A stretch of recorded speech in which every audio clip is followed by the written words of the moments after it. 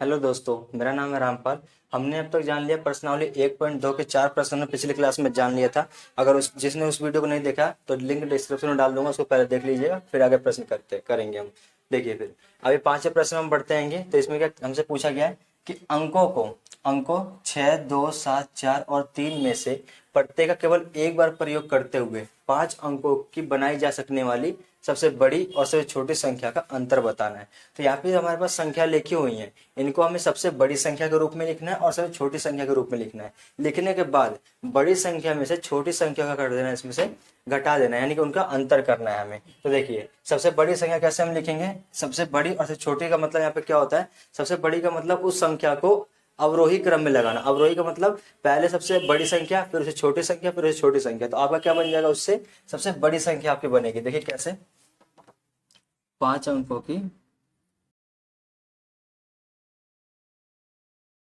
यहाँ पहले सबसे बड़ी संख्या देखिए कौन सी है, इसमें से 7 है, तो पहले लिख दीजिए यहाँ पे 7। उसके बाद में 6, फिर 4, फिर 3, उसके बाद में 2। ये आपकी बन गई क्या, सबसे बड़ी संख्या, और भी 5 अंकों की। और एक ही बार हमने सारी संख्याओं का इस्तेमाल किया है, और एक से ज्यादा बार हमने यहाँ पर नहीं किया। इसी प्रकार से छोटे से बना लेंगे। तो सबसे छोटी कैसे बनेगी, आप ये देखिए।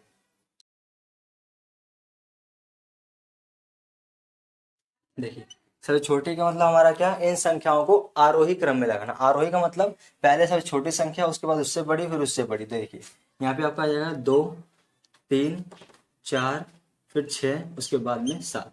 तो ये 5 अंकों की सबसे छोटी संख्या बन गई, और 5 अंकों की ये सबसे बड़ी संख्या बन गई। अब इसका हमें क्या ज्ञात करना है, इनका अंतर। अंतर का मतलब होता है घटाना, यानी बड़ी संख्या में से छोटी संख्या को जब घटा देंगे तो वही हो जाएगा इनका अंतर। तो देखिए देखिए, यहाँ पे तो माइनस करते हैं हम कि 2 में से हमारा 7 जा नहीं सकता, इसलिए क्या हो जाएगा, 2 हासिल लेगा इससे, तो 12, 12 में से 7 गया तो आपका क्या हो जाएगा यहाँ पे 5। उसके बाद में 2, इस 3 ने इसको हासिल देते, यहाँ पर हो गया था 2, यानी कि अब 2 में से 6 जाएगा नहीं, तो 2 हासिल लेगा तो आपका 12।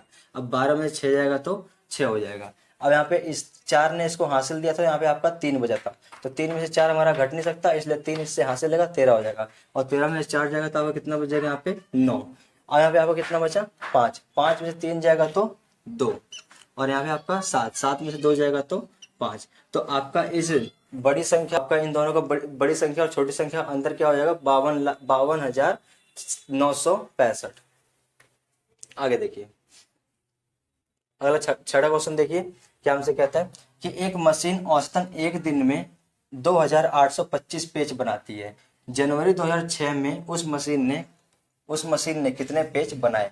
तो यानी देखिए, एक मशीन है, यानी कि जैसे काम वो करते कोई भी इंसान, ऐसे मान लीजिए अपने अपने आप को ले लेते हैं यहाँ पर, कि एक आदमी है जो एक दिन में कितना 2,825 पेज बनाता है। यानी कि जो 25 पेज वो बनाता है, कितना 2,825 पेज वो एक दिन में बनाता है।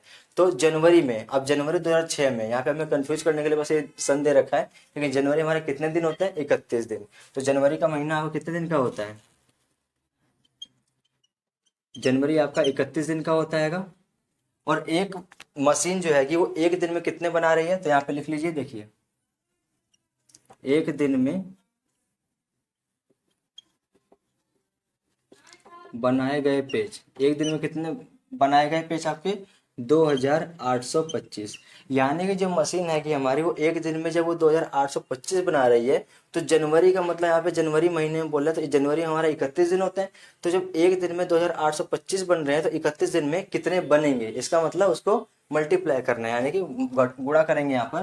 तो 31 से यहाँ पे कर देंगे, इसको गुणा कर देंगे, तो हमें पता चल जाएगा कि जनवरी महीने में इस मशीन ने कितने पेज बनाए। तो देखिए, एक से मल्टीप्लाई करेंगे 5 का, तो पूरी पूरी संख्या सेम एज इट इज आ जाएगी। एक से मल्टीप्लाई करने में सेम ही संख्या, हमारा वही उसका आंसर होता है।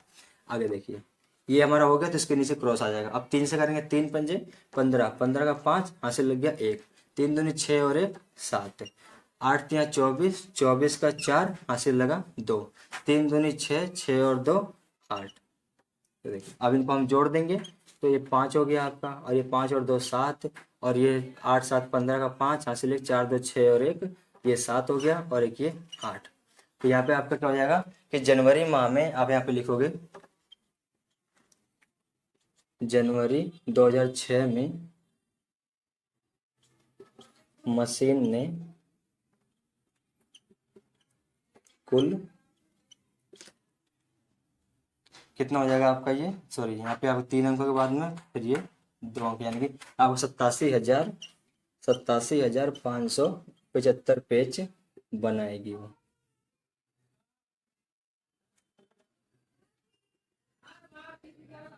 इस तरीके से आपका आंसर हो जाएगा।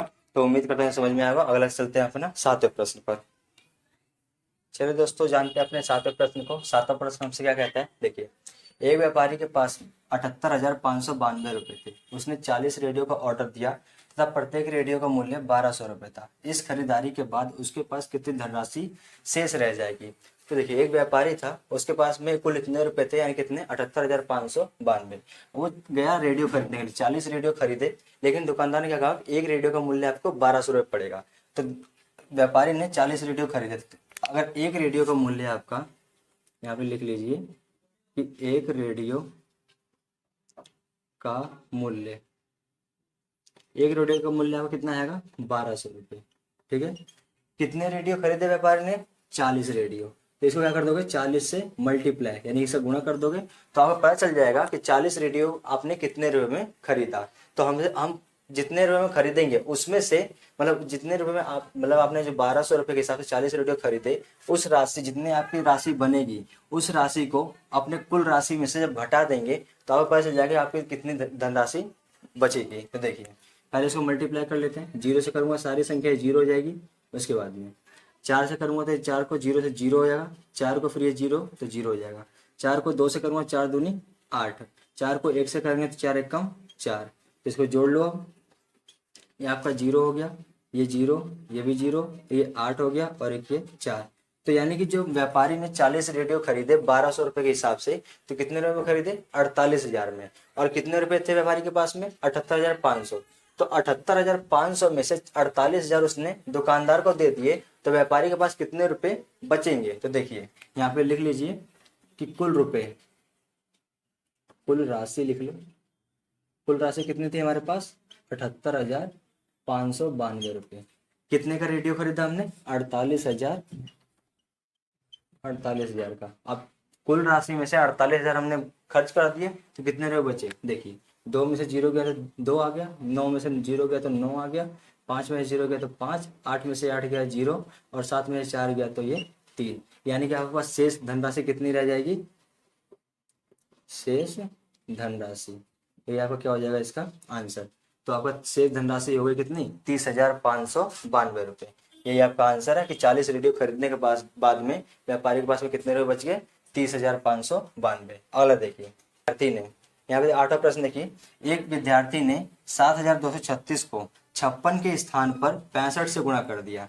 उसका उत्तर सही उत्तर से कितना अधिक है। तो देखिए दोस्तों, एक विद्यार्थी ने, मतलब एक विद्यार्थी है, उसको क्या करना था कि इस संख्या को 56 से गुणा करना था, लेकिन उसने किससे कर दिया, 65 से।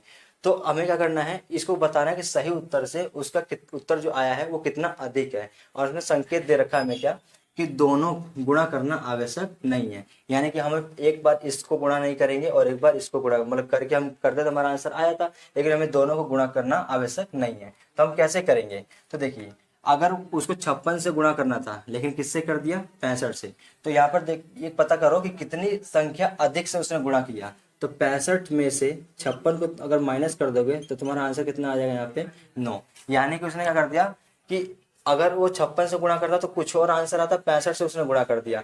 कितनी संख्या अधिक से गुणा करा, 9 से करा। तो अगर आप यहाँ पे 9 से इस पूरी संख्या को गुणा कर दोगे तो पता चल जाएगा आपको कि सही उत्तर से आपका उत्तर कितना अधिक है। तो देखिए, ये 7,236 को अगर हम 9 से गुणा कर देंगे तो हमें पता चल जाएगा कि हमारा आंसर जो आया है वो सही उत्तर से कितना अधिक है। तो देखिए, 9 को 6 से करूंगा तो 6 में कितना हो जाएगा, 54, 54 का 4 हासिल लग गए 5, 9 3 27, 27 और 5 आपका हो गया यहाँ पे 32, 32 का 2 हासिल लग गया 3।